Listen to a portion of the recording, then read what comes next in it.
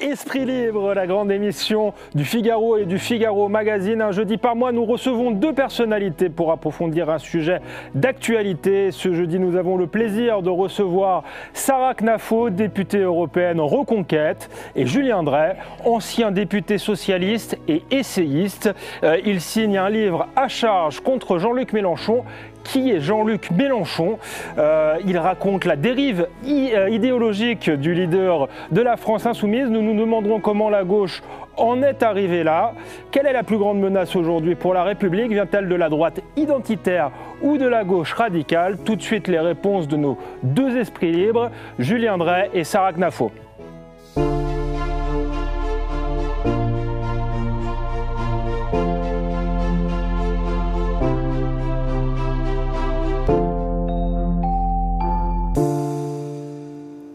Julien Dray, Sarah Knafo, bonsoir. Bonsoir. Bienvenue au Figaro. Nous sommes heureux de vous recevoir pour débattre notamment de l'état de la gauche, de l'état du pays, de la dérive idéologique de Jean-Luc Mélenchon, puisque c'est le thème de votre livre, Julien Dray. Mais tout de suite, peut-être une question d'actualité, puisque Jean-Marie Le Pen vient de décéder. C'est une page de l'histoire politique qui se tourne. Qu'est-ce que vous en retenez, Sarah Knafo, et est-ce que Jean-Marie Le Pen a des héritiers aujourd'hui, et est-ce que Éric Zemmour en fait partie? Plusieurs questions. D'abord, c'est Éric Zemmour et Jean-Marie Le Pen, ce sont deux hommes qui ont des histoires très différentes, des origines très différentes. L'un s'appelle Zemmour, l'autre s'appelle Le Pen. Il y en a un qui est un juif berbère venu d'Algérie et l'autre qui est un Français breton. Mais ce qui les rassemble, je crois, c'est qu'il y a 30 ans, ils étaient bien peu nombreux, les hommes qui osaient, à la télévision, dire quels étaient les dangers qui guettaient la France. Ils étaient bien peu nombreux, ils ont été beaucoup attaqués, beaucoup détestés, beaucoup combattus. Et ce qu'on en retient aujourd'hui, dans la situation où nous sommes, c'est qu'on a perdu beaucoup de temps à ne pas les écouter finalement. Ce qu'on peut regretter pour la France, c'est que les provocations de Jean-Marie Le Pen ont effacé ces prophéties. Est-ce que ce n'est pas quelque chose qu'on peut dire d'Éric Zemmour aussi, que ces provocations effacent parfois la justesse de son propos? Je ne crois pas qu'il y ait de provocation dans la manière d'Éric Zemmour d'aborder les choses. En revanche, ce qui est sûr, c'est qu'à avoir été insuffisamment écouté, on arrive dans une situation où chaque jour qui passe, la situation devient de plus en plus dure à redresser. Moi, je fais partie des gens qui pensent que c'est encore possible. Mais chaque jour qui passe, on perd du temps. On a perdu un temps précieux. Et maintenant, toute la question est comment on fait pour rattraper ce temps perdu et pour relever le pays. Alors, est-ce qu'il a d'autres héritiers? Je sais pas, peut-être que M. Julien Dray va nous dire que c'est Jean-Luc Mélenchon qui est son héritier. J'entends ça parfois, on dit Jean-Luc Mélenchon. J'allais lui poser la question, mais je vous la pose. Est-ce qu'il y a des points communs sur la forme, le côté tribun, et puis on parlait de provocation de Jean-Marie Le Pen, il y a les provocations antisémites. Est-ce qu'aujourd'hui, Jean-Luc Mélenchon a pris le relais? Alors là encore, le mot provocation me dérange parce qu'on a l'impression que c'est quelque chose pour Jean-Luc Mélenchon. On aurait l'impression que c'est quelque chose dans lequel il ne croit pas. Moi, je pense que Jean-Luc Mélenchon croit à ce qu'il dit. C'est d'ailleurs peut-être même le problème. Si on est dans un monde où il n'y a que la forme qui compte, on pourrait dire qu'il y a des similitudes entre les deux. Mais dans ce cas-là, on peut dire que Trump est l'héritier de Bernard Tapie, que Bayrou, parce qu'il est calme, est l'héritier de François Mitterrand, et tout se vaut, il n'y a que la forme et le style. Moi, je ne crois pas, je m'intéresse beaucoup plus au fond. Et alors, sur le fond, ils sont les exacts opposés. On a un Jean-Marie Le Pen qui a passé sa vie à essayer de défendre l'identité française face à un Jean-Luc Mélenchon qui passe sa carrière politique à la détruire. On a un Jean-Marie Le Pen qui a essayé de lutter contre tous les ennemis de la France et un Jean-Luc Mélenchon qui collabore avec eux aujourd'hui. Donc, sur le fond, je vois aucune similitude entre eux. Ce sont deux exacts inverses et je serais curieuse de savoir ce qu'en pense Julien Dray. Julien Dray, justement. Vous n'en saurez pas grand-chose, parce que j'ai une règle dans la vie. Quand quelqu'un vient de mourir, je respecte le deuil. Et donc, je ne vais pas commencer une polémique politique. Je respecte le deuil de sa famille, je respecte le deuil de ceux qui ont été à un moment donné ou à un autre de ses amis. Le moment viendra où la politique reprendra ses droits dans quelques jours, quelques semaines. Mais à ce stade-là, moi, je veux pas. Je sais que tout ça. C'est pas une question de polémique. C'est un personnage historique, politique. Vous avez été son adversaire. Vous avez été son adversaire politique. 30 secondes. Je devais pas recommencer comme à la télé. Donc voilà. Moi, je suis peut-être un vieux monsieur. D'ailleurs, je suis un vieux monsieur.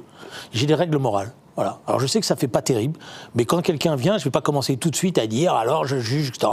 Sa famille est en deuil. Le moment viendra. Vous savez, on a le temps de commenter la pensée politique de Jean-Marie Le Pen. Alors parlons de Jean-Luc Mélenchon, puisque vous lui consacrez un livre. Le titre, c'est « Qui est Mélenchon ?» Donc, qui est Mélenchon aujourd'hui, Julien Drey? Est-ce que c'est celui que vous avez connu autrefois? Est-ce que c'est le pire adversaire de la gauche aujourd'hui, ou est-ce que c'est son leader? Jean-Luc Mélenchon, je suis d'accord avec ce que vient de dire Mme Knafo. Si elle me permet, je vais l'appeler Sarah. Il croit à ce qu'il dit.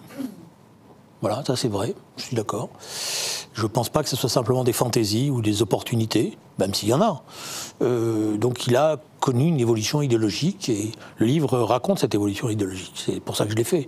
C'était pas agréable, pour être honnête avec vous, de faire un livre avec quelqu'un avec qui vous avez partagé des choses pendant des années, et d'être obligé de refouiller, voilà. Donc ça a été pas simple, je le dis personnellement, à faire, mais je pensais que c'était mon devoir, au regard des combats politiques qu'on avait menés ensemble, à l'époque, qui n'ont rien à voir avec ce qu'il fait aujourd'hui, de faire ce livre. Alors, est-ce qu'il est dans une dérive ? Nous, on va dire qu'il est dans une dérive, lui, il va dire que non. Lui, il va dire qu'il a une analyse, c'est ce que j'ai essayé de démontrer dans le livre, il a une analyse assez solide, d'ailleurs. Il pense que, dans le monde actuel, l'ennemi principal, c'est l'impérialisme américain. Il a acquis ça dans son rapport avec l'Amérique latine. Parce que comme il a été un des leaders français qui a, il faut être honnête, le plus vécu avec l'Amérique latine et intimement, et donc cette haine du gringo, comme disent les Sud-Américains, il la partage, pour lui c'est le mal absolu. Voilà. Donc il cherche tous ceux qui peuvent être des compagnons de route dans ce combat contre le mal absolu. Et dans cette recherche-là, il a trouvé un allié, c'est le cas de le dire, c'est les masses islamistes. C'est comme ça ça se définit dans les textes qui lui servent de référence. Voilà. Est-ce que l'ennemi, c'est seulement les États-Unis, ou est-ce que c'est Israël aujourd'hui? Et est-ce qu'il n'y a que de l'idéologie, ou est-ce qu'il y a une tactique clientéliste? Est-ce que finalement, il se dit que les masses islamistes votent déjà, et sont celles qui lui permettront d'être au second tour de l'élection présidentielle? Alors, Israël, pour lui, au départ, maintenant, je pense que c'est un peu plus compliqué. Ça renvoie à des choses intimes plus compliquées, d'après moi, et à son histoire personnelle. Bon, même si au début, j'étais hésitant à aller sur ce chemin-là, mais je crois qu'il y a quand même quelque chose. Vous savez, quand on prend de l'âge, il y a des choses qui remontent de votre enfance, que vous avez peut-être refoulées et qui prennent une place plus importante. Et contrairement à ce qu'a dit Jean-Luc Mélenchon, ce n'est pas un pied noir. Jean-Luc Mélenchon, c'est l'enfant de fonctionnaires français qui sont détachés. Donc ses racines ne sont pas ni dans l'Algérie ni dans le Maroc. Voilà, comme moi, par exemple, ou comme M. Zemmour. Voilà, donc lui, d'ailleurs, il le dit dans ses mémoires. Il dit, moi, je suis rentré en 62 avec ma cage et mon petit oiseau, et j'avais plein de gens qui, dans les aéroports et tout, eux, c'est des rapatriés. Ils fuyaient quelque chose. Nous, on simplement rentrait en France parce qu'on avait fait le temps nécessaire. Voilà. Mais par contre, il a des origines espagnoles très profondes. Et ça marque, voilà. Surtout que dans l'Algérie et le Maroc de l'époque, ces populations espagnoles étaient marquées par un antisémitisme profond, historique. Voilà. Est-ce que c'est remonté à la surface? Il y a quelque chose, en tous les cas. Il y a quelque chose. Sarah Knafo, vous vouliez répondre? Il y a quelque chose qui me frappe dans la fin de ce que vous dites, c'est que vous semblez prendre conscience de ce qu'est devenu Jean-Luc Mélenchon.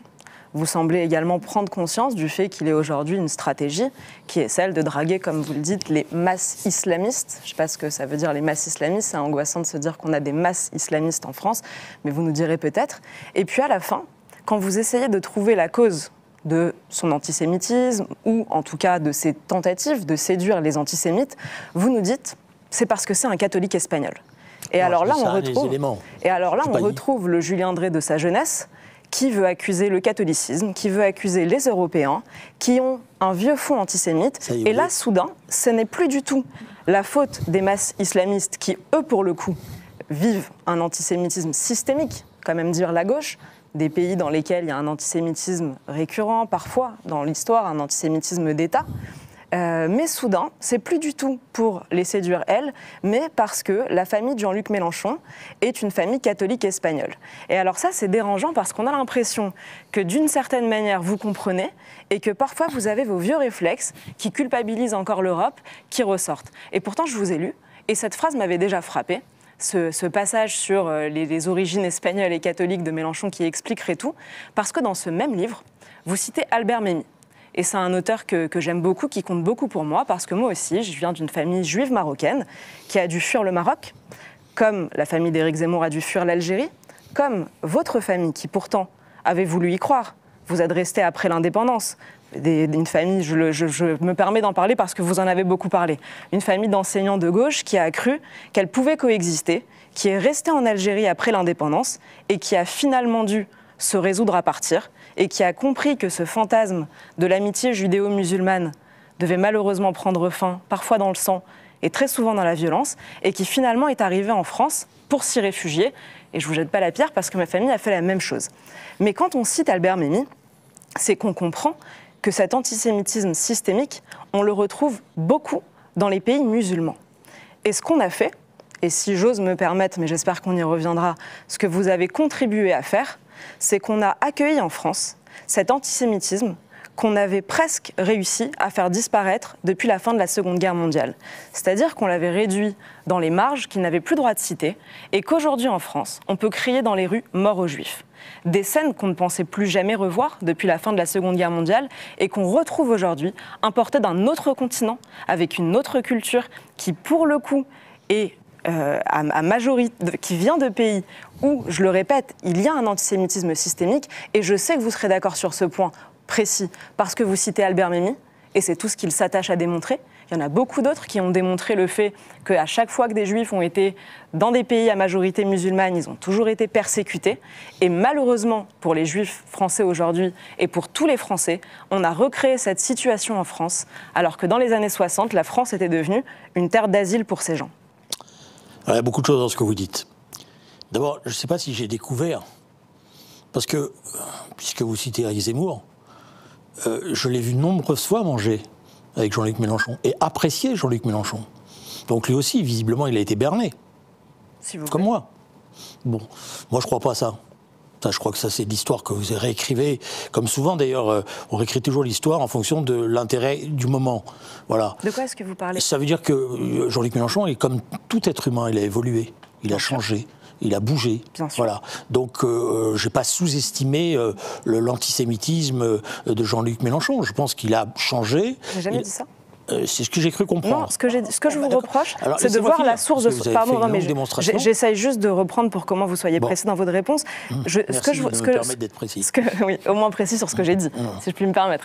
La seule chose que je vous reproche, c'est d'essayer encore une fois de trouver une autre source à son antisémitisme aujourd'hui. Donc il serait antisémite parce qu'il est anti-américain et parce qu'il est catholique. Et ça, pardonnez-moi, c'est encore analysé à côté. C'est ne pas voir que si aujourd'hui...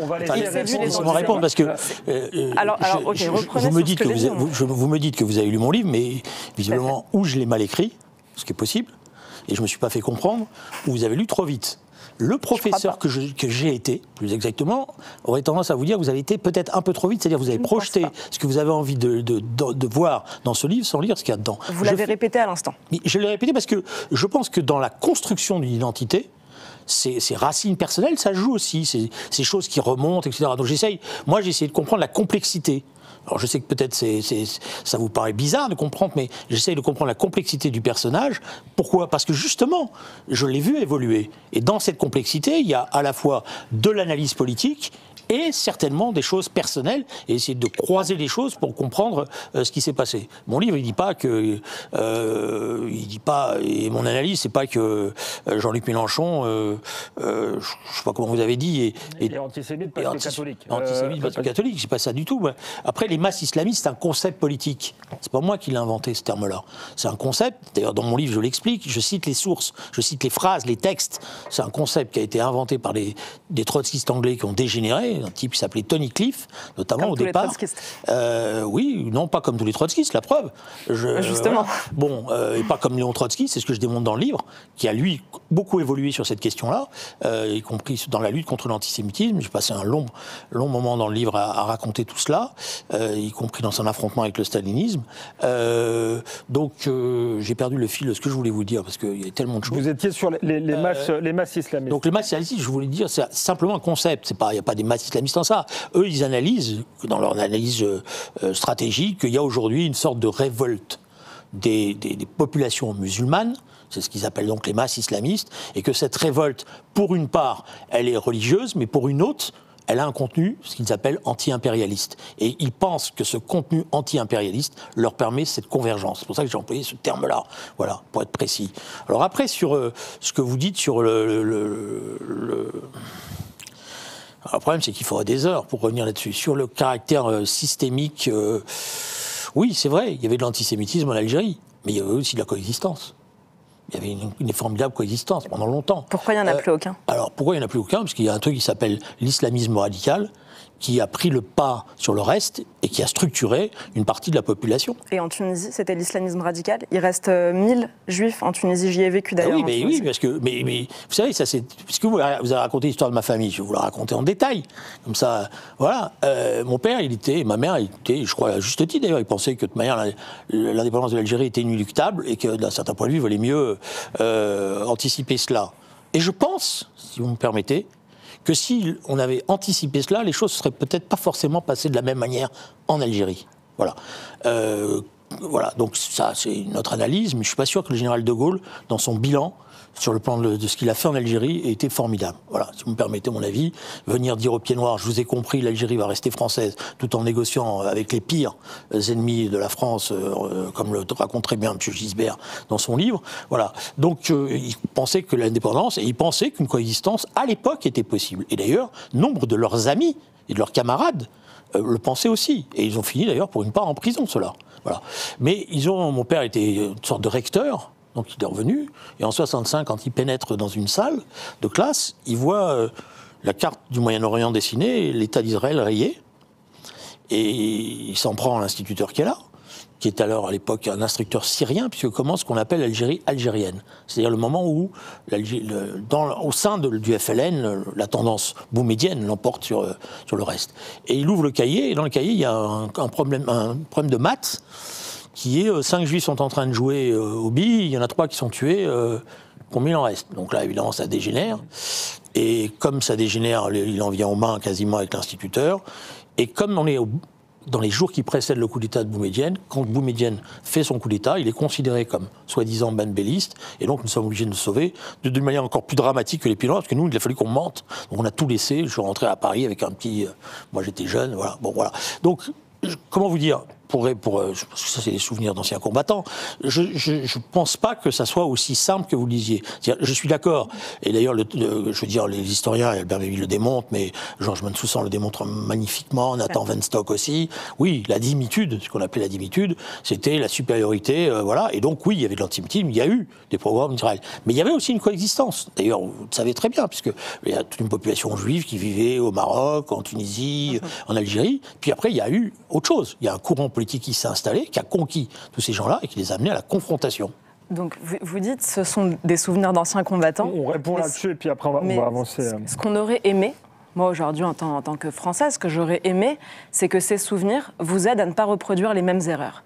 C'est-à-dire qu'on a l'impression que vous avez eu besoin, et pour votre père, et puis ensuite pour vous, d'une déflagration antisémite pour comprendre que vous vous étiez trompé sur vos amitiés.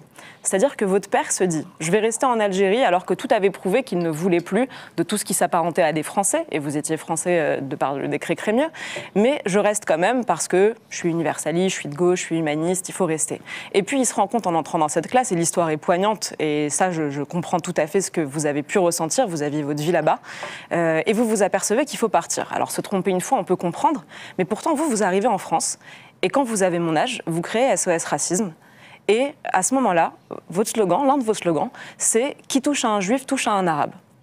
Et qui touche à un arabe, touche à un juif. Et donc vous vous mettez à assimiler le sort des musulmans en France à ce que la France avait fait aux juifs. Et en cela, vous avez beaucoup contribué à la culpabilité française et donc au ressentiment qui se trouve aujourd'hui dans beaucoup de nos banlieues, dans les masses islamistes, pour reprendre votre terme.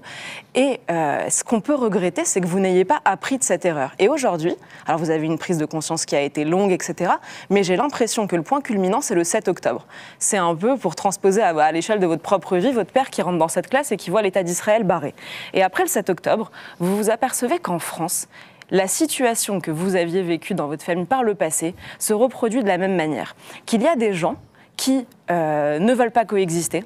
Alors à l'époque, vous nous aviez vendu le modèle de Sarcelles. Aujourd'hui, à Sarcelles, il y a des jeunes qui se font racketter en permanence, une synagogue qui est protégée par des quarantiers de police parce que sinon ils ne peuvent pas aller prier. C'est ça le modèle de coexistence à la fin. Il n'existe pas ce modèle. Si vous me permettez, il y a une chose qui est terrible dans la politique. C'est quand on juge 40 ans d'histoire à l'aune de ce qui est aujourd'hui. Il y a 40 ans, ça ne se passait pas comme ça. Il y a 40 ans, il y a des gens qui ne sont pas Non, mais vous n'étiez pas là. On va laisser répondre Julien Drey. C'est pas un reproche. Vous étiez encore, excusez-moi, toute jeune, tout bébé.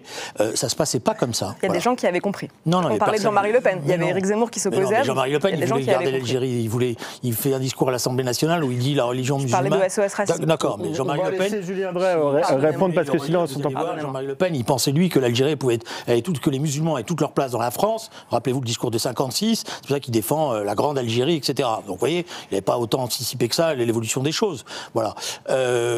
Donc, ça se passait pas comme ça. Et ça a dégénéré. Et dans cette dégénérescence qui s'est installée, il y a un processus politique. Et si vous excluez ce processus politique et vous pensez simplement c'est dans les gènes ou dans l'histoire que ça existait, et donc vous vous trompez. Pourquoi ? Parce que dans ce processus politique, il y a une chose qui va jouer, qui est essentielle. C'est l'échec politique de ceux qui ont dirigé la France pendant 30 ans. Voilà. C'est-à-dire quand on les alerte sur ce qui est en train de se passer, voilà, en leur disant attention, vous êtes en train de ghettoiser, mais dans ce ghetto qui est en train de se constituer, des masses sont en train de se faire travailler par le trafic de stupéfiants, par la violence, et donc après par l'islamisme, ils n'écoutent pas ce qu'on leur dit. Voilà. Si vous voulez mon plus grand reproche, moi je me l'adresse. Moi, j'ai pas été ministre, comme dirait l'autre. Si j'avais été ministre, je me dirais j'ai failli. Moi, c'est d'ailleurs par hasard si j'ai pas été ministre. C'est pas un hasard. Vous pensez que c'est pourquoi ? Mais parce que je disais des choses qui dérangeaient. Alors je m'en veux parce que je voulais vous l'apporter, mais je vais vous l'envoyer. J'ai écrit un livre en 99. Sur la sécurité ? Oui, qui s'appelle L'état de violence. Je l'ai lu. Dedans, il y a tout. Non, il n'y a pas tout. Si, il y a tout. On peut en parler si vous voulez, parce que je l'ai lu. Dedans, il y a tout ce qui va se passer. Ça commence par cette phrase terrible, un jour ils tireront. Mais pourquoi ? Je sais ce que vous allez me dire. Il n'y a pas l'islamisme. Mais il n'y avait pas l'islamisme encore à ce stade-là. Et les voiles de Creil ? Non, vous ne l'aviez pas vu. Alain Finkielkraut l'a vu, Régis Debray l'a vu, Elisabeth Badinter l'a vu. Si vous permettez, le voile de Creil, au départ, on est en 90, c'est 3 petites filles. Il y a un processus que tout le monde hésite, tâtonne, mais je fais partie de ceux qui ont voté la loi. Et je me suis même battu pour que cette loi soit votée, etc.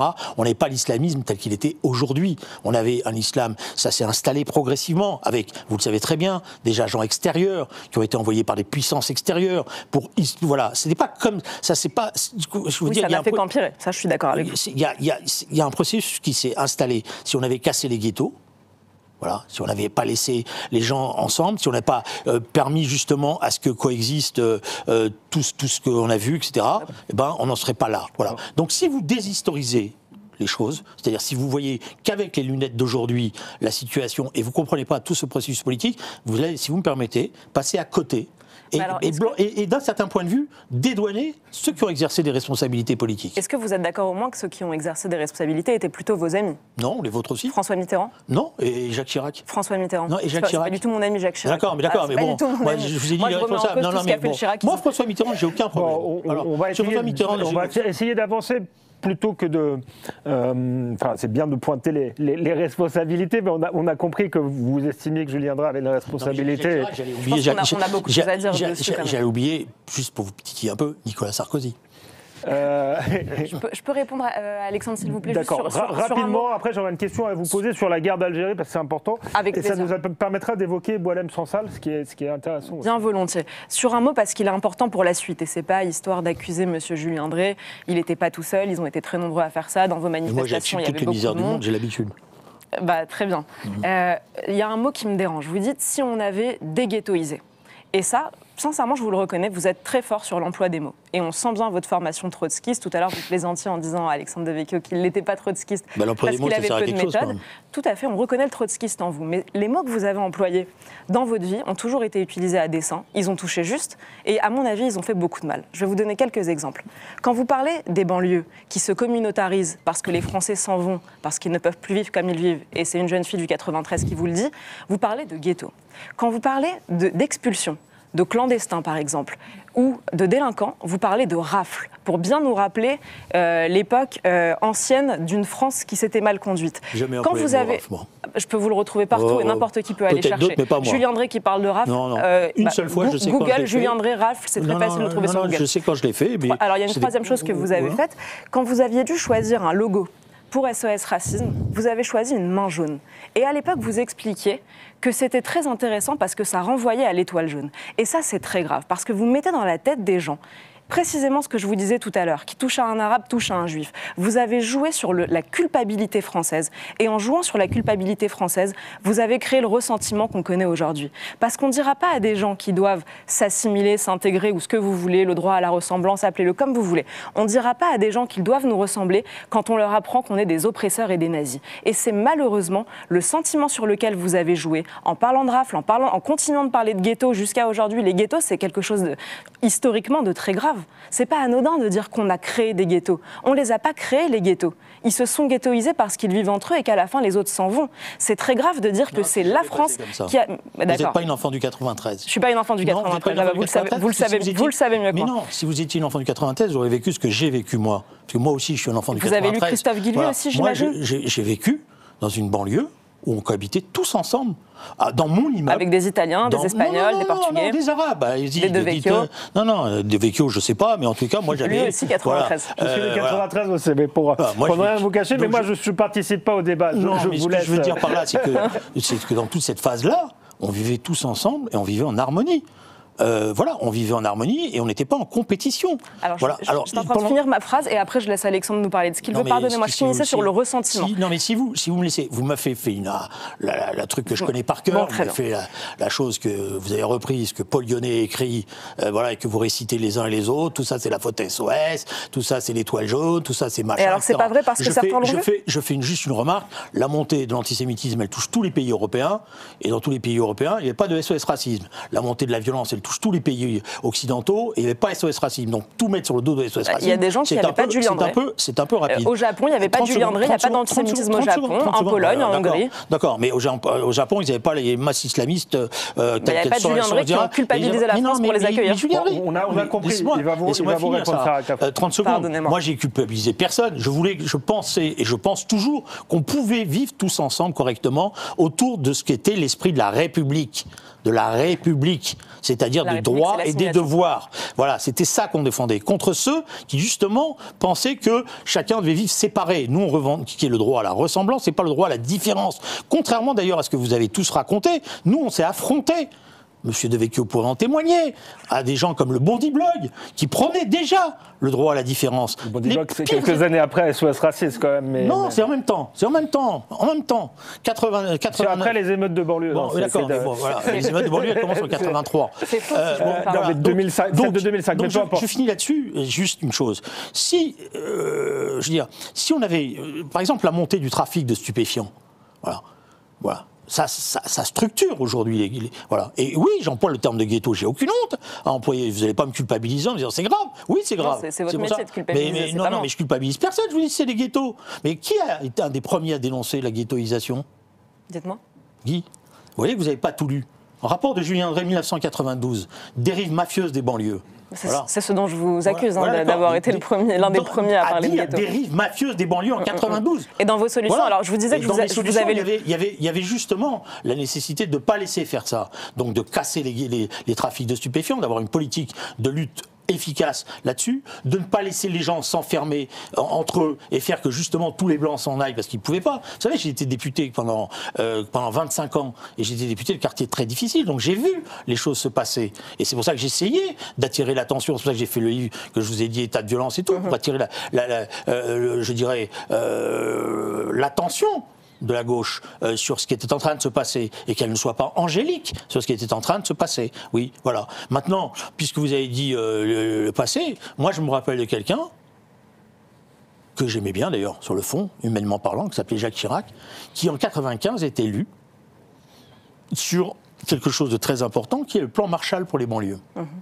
Voilà. Le problème, c'est qu'il y a le plan Juppé derrière, et il n'y a pas de plan Marshall pour les banlieues. Donc demandez, je dirais, par exemple, Éric Zemmour, je sais qu'à l'époque, il soutenait la candidature de Jacques Chirac. Il trouvait que c'était un homme formidable.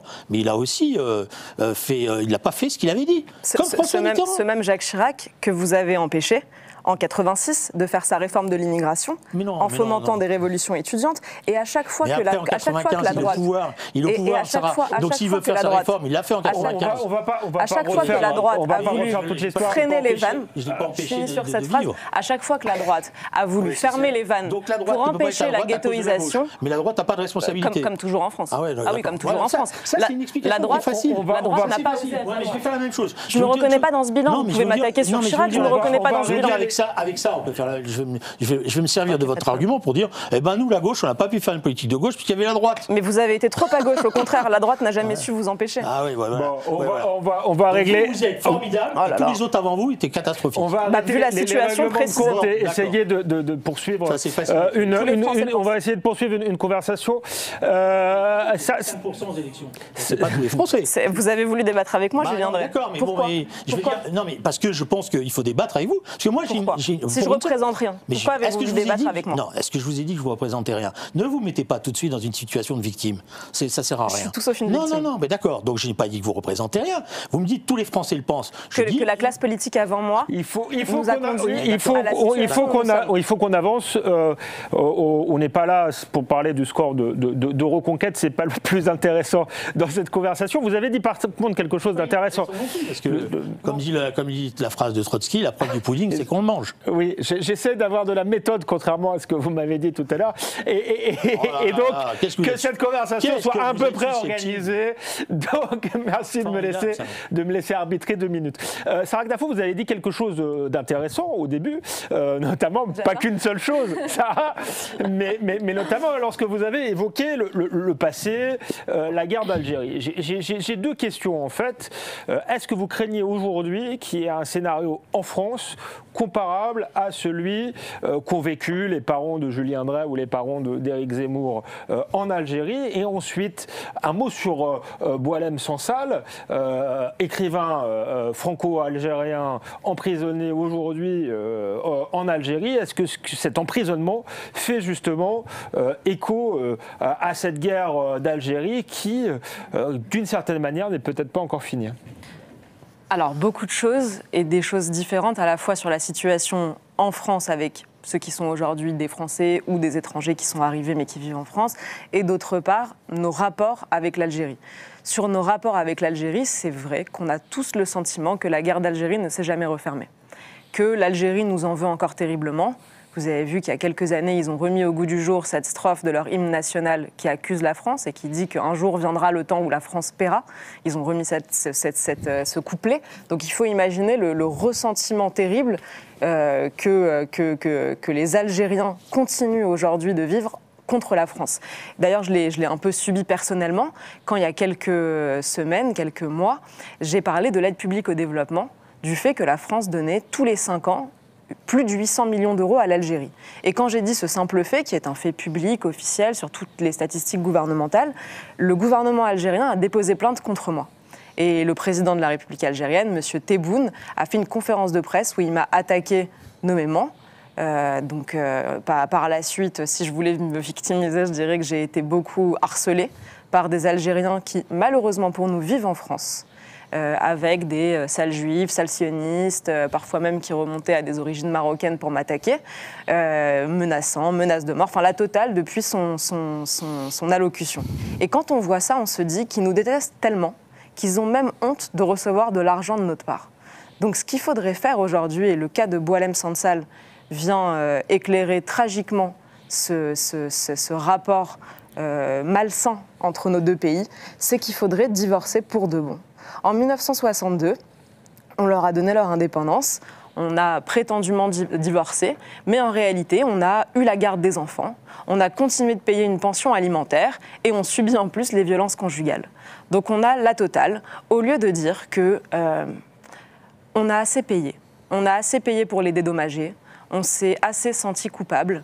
On a même eu un président qui a été parlé de crimes contre l'humanité quand il était à Alger, c'est Emmanuel Macron, et pour moi c'est une faute politique très grave.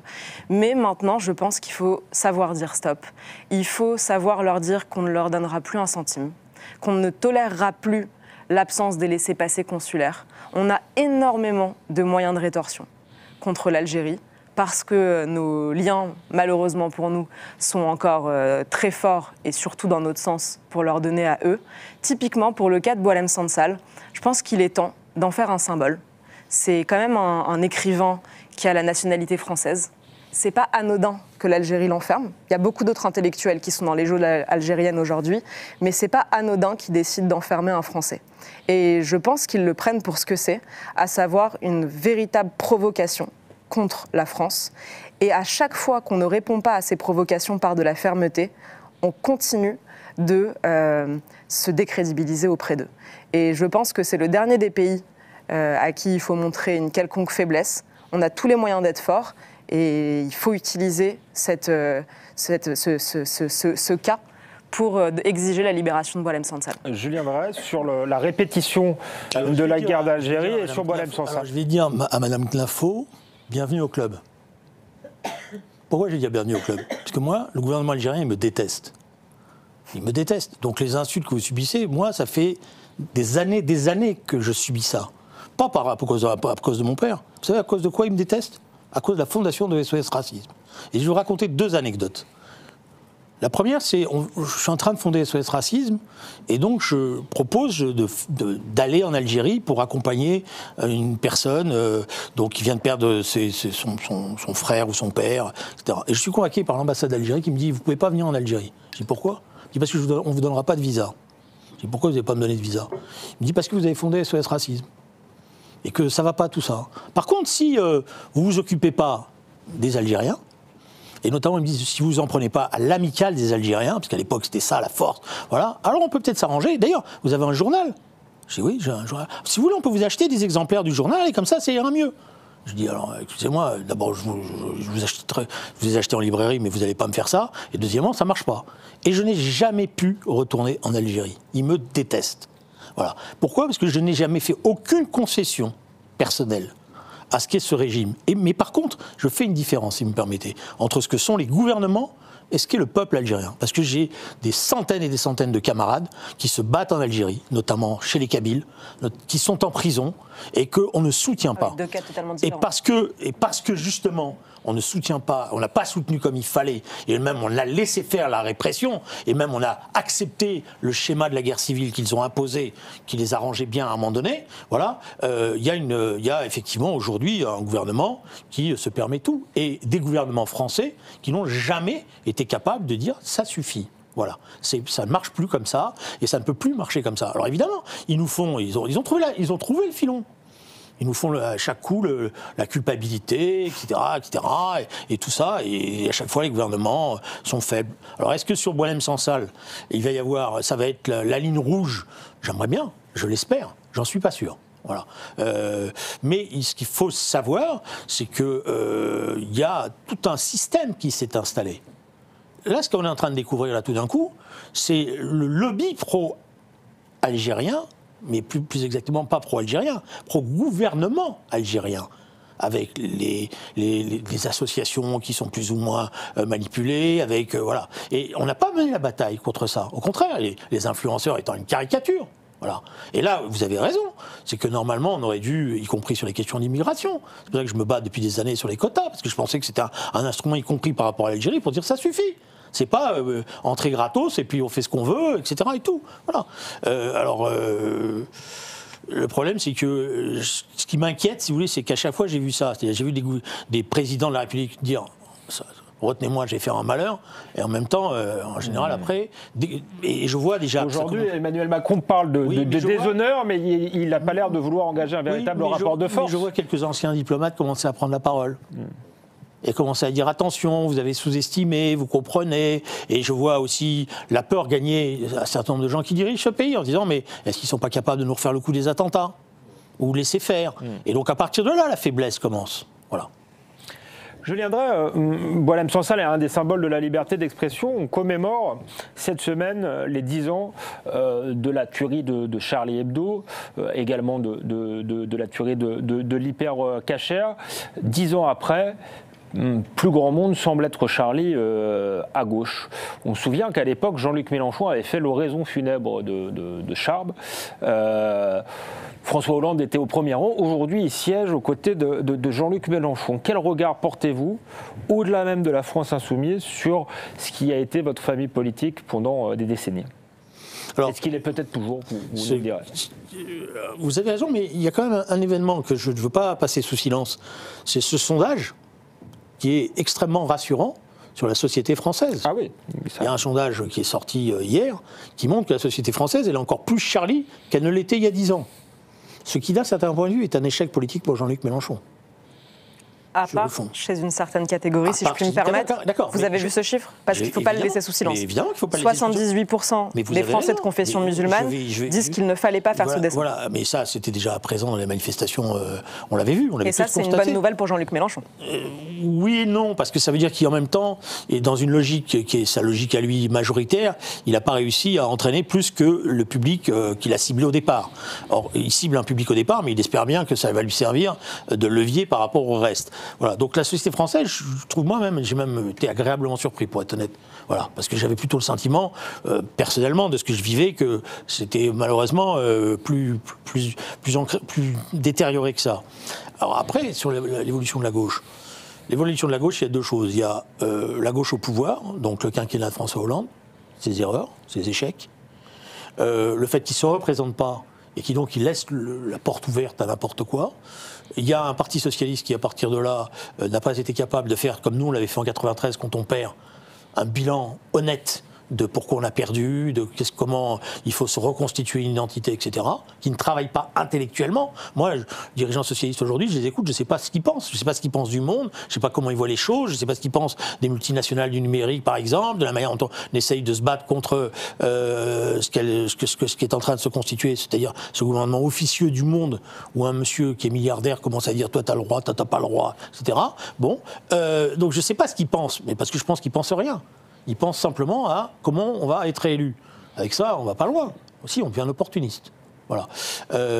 Donc c'est le drame actuel de cette direction du Parti socialiste qui n'a pas mené le combat comme il fallait. Voilà. Alors est-ce que qu'est-ce qu'il faut faire maintenant ? Moi, je n'ai pas la solution miracle.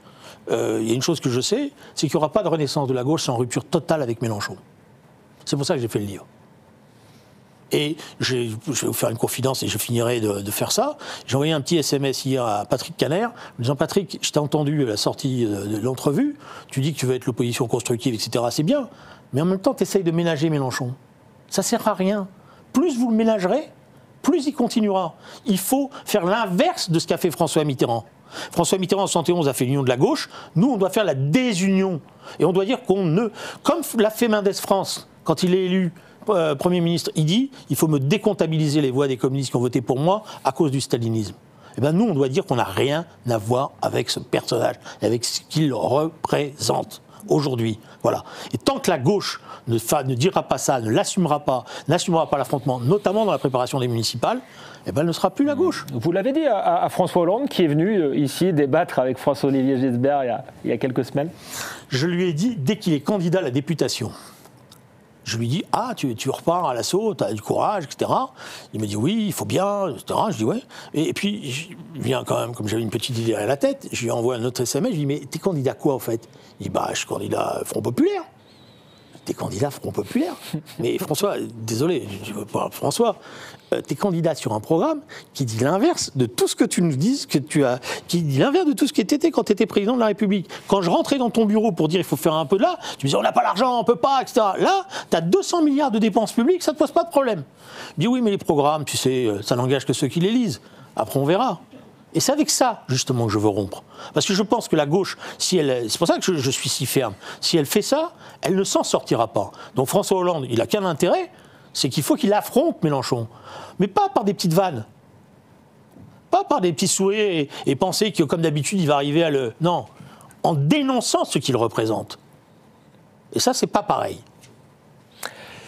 Je vais laisser de nouveau la parole à Sarah Knafo. Ça fait un moment qu'elle n'a pas parlé, mais vous nous avez fait dresser un tableau de la gauche qui est quand même inquiétant. Et encore, vous n'avez pas trop insisté sur l'antisémitisme, et je sais que ça vous tient à cœur. Vous avez été chez SOS Racisme, vous avez combattu notamment Jean-Marie Le Pen, même si vous n'avez pas voulu nous en parler tout à l'heure.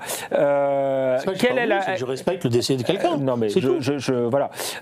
Parenthèse refermée, mais en tout cas, dans le paysage politique actuel, est-ce que le combat principal aujourd'hui, il est toujours contre ce que vous appeliez l'extrême droite, ou est-ce qu'elle a changé? Par exemple, est-ce que Marine Le Pen est différente de son père? Est-ce qu'il est contre Éric Zemmour, le combat prioritaire, ou est-ce qu'il est contre Jean-Luc Mélenchon aujourd'hui?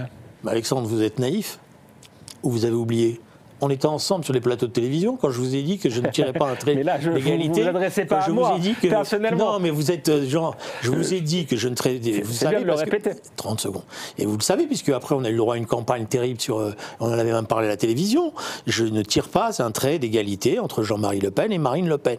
Voilà. Donc je ne dis pas Marine Le Pen est une fasciste. Voilà. Ce que je disais, pour une part, peut-être le mot est exagéré, parce que je pense qu'on a tellement galvaudé ce mot fasciste qu'il n'a plus de sens, mais il y avait quand même, quant à la fondation du Front National en 71, Sarah me dit que c'était merveilleux, les compagnons de Jean-Marie Le Pen, bon, peut-être je me suis trompé, excusez-moi, mais quand ils fondent le Front National en 71, excusez-moi, il y a des fréquentations qui sont pour le moins douteuses. Hein. J'ai jamais parlé de ça. Bon, d'accord, ok, autant pour moi. Voilà, donc je ne tire pas de trait d'égalité, et les priorités pour moi aujourd'hui, moi, je parle par rapport à ma famille politique. Ma famille politique aujourd'hui, celle à laquelle j'appartiens, je continue d'y appartenir au sens de ce qu'elle représente, des valeurs, etc. Je pense qu'elle ne peut pas se redéployer dans le pays et servir à quelque chose. Parce que quand on fait de la politique, c'est pour servir, c'est pas pour se servir. Voilà, malheureusement, il y a beaucoup de gens qui ont confondu les deux. Elle ne peut pas le faire si elle continue à cohabiter avec ces gens-là. Moi, si vous voulez, les images que je vois d'un certain nombre de députés à l'Assemblée nationale, mais ça me met hors de moi. Et je vais vous dire une chose, je suis content de ne pas être dans l'hémicycle. Parce que si j'étais dans l'hémicycle, même avec ma canne, je serais en train de me battre toute la journée avec ces gens-là. Voilà. Parce que moi, j'ai dit d'ailleurs à François de Rugy qu'il avait fait une énorme erreur. Un député, ça doit venir avec la cravate à l'Assemblée nationale. Et c'est pas une honte. Ça doit avoir une certaine tenue. J'étais député de quartier populaire, et les gens, ce qu'ils voulaient, c'est que leurs députés, ils soient correctement. Moi, les types qui arrivent avec la chemise qui dépasse, les chaussures dégueulasses, bon là, j'ai 70 ans, donc je me permets un peu, etc. On est au Figaro, on n'est pas à l'Assemblée nationale. Voilà. Vous auriez pu mettre une cravate, mais bon. Mais regardez l'image que ça renvoie. Vous êtes professeur dans une classe. Vous demandez à vos élèves de venir correctement habillés, pas simplement avec la tenue de sport, n'importe quoi. Et le type, le type qui est à l'Assemblée nationale, il est habillé comme ça. Donc le gars, il va dire, regardez l'Assemblée. Non. Voilà, donc ça c'est une dégénérescence des choses. Et voilà. Et la gauche, vous savez, alors on peut reprocher plein de choses aux communistes, mais au moins les communistes avaient cette discipline-là. Ils étaient toujours habillés correctement à l'Assemblée nationale. Et c'était voilà. Là maintenant, c'est n'importe quoi. Mais ce débat sur la tenue, il renvoie déjà à beaucoup de choses sur le plan d'idéologie. Voilà. Et je suis même étonné, si vous voulez, parce que celui qui m'a appris à porter la cravate, c'est Jean-Luc Mélenchon. Parce que quand je suis candidat en 88, moi, je n'ai pas vocation... Oui, vous détestiez les cravates. Vous avez été voir François Mitterrand sans cravate la première fois. Je vais laisser la parole à Sarah Knafo.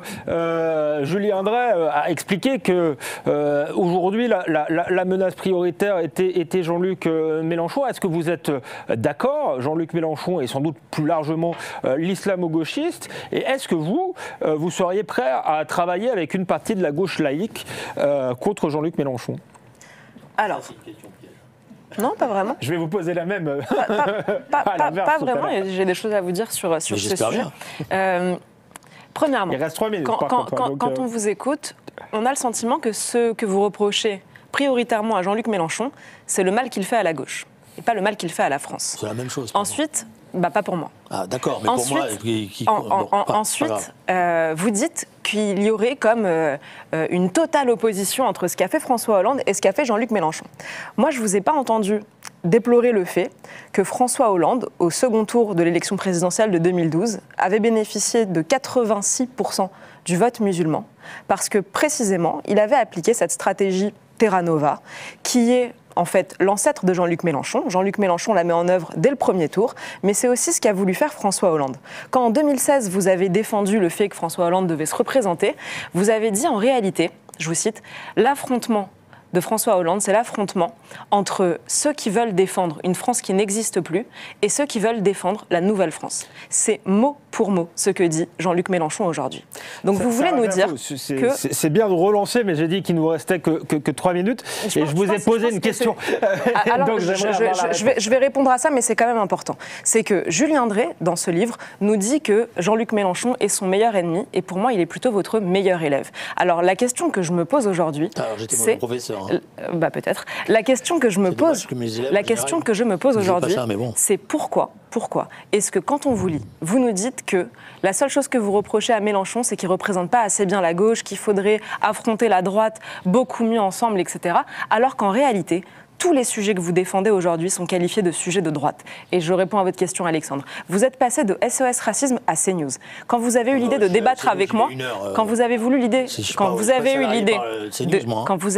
de débattre avec moi, Julien Dray, quand vous avez eu l'idée de débattre avec moi, c'est au Figaro que vous l'avez proposé, et étonnamment, pas à Mediapart, pas à Libération, pas à France Inter. Exactement, c'est exactement ce que je voulais vous dire. Aujourd'hui, la gauche vous déteste et la droite vous aime bien. La droite a l'impression que vous avez compris des choses, que vous vous en voulez d'une certaine manière, même si moi j'aimerais que vous nous le disiez beaucoup plus franchement. Mais aujourd'hui dans ce public, je vois beaucoup de sourires. Je pense que les gens qui sont là, sans trahir des opinions politiques, on est au Figaro, je pense que ce sont plutôt des gens de droite et c'est eux qui vous aiment bien. Alors ce que j'aimerais vous dire, c'est si vous considérez vraiment que la France vit un danger grave en ce moment. Alors pour moi, on est exactement comme on l'était en 14 et c'est ma réponse. En 14, vous avez le bourgeois et l'ouvrier qui se sont fait la guerre pendant des décennies, qui étaient même prêts à se trouer la peau.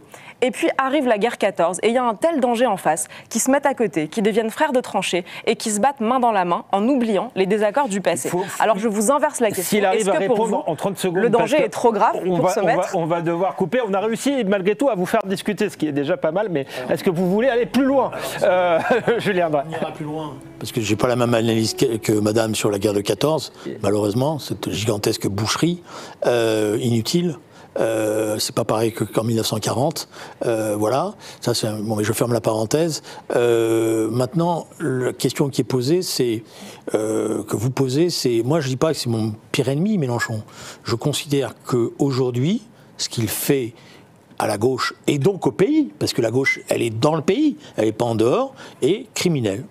Merci, ce sera le mot de la fin, un mot fort pour terminer. Merci d'avoir été avec nous. Vous pourrez retrouver ce débat dans les pages du Figaro Magazine et on se retrouve le mois prochain pour un nouveau numéro d'Esprit Libre. Merci beaucoup.